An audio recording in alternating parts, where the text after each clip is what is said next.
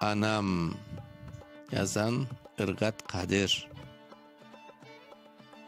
Küçücük bolganda, ağam da, men de, çiçekten yatkanda kardeşim şeyde, kurtkağa telli şal, marama bergende, gözüm için ah çekken, sen tuğulmedin.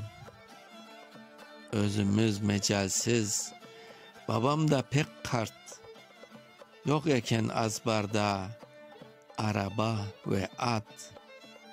Komşudan bir tilim ötmekni sorap, alalmağam bir kapım, sen tuğulmedin. Tek aylar tuğul da, yıllar da geçken, kart fakir babayım, açlıktan ölgen.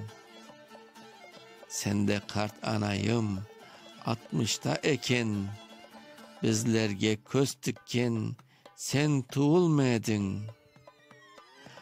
Artık ür ve serbest çalışkan vakit, hepimiz iş yapıp körüngen vakit, aşalgan hakkımız ak olgan vakit, eskisin söylegen sen tuğulmedin.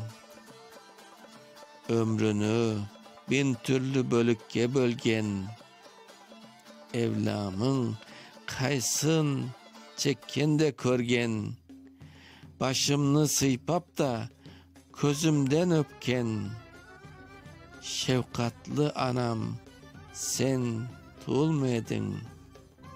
Okuyan Mustafa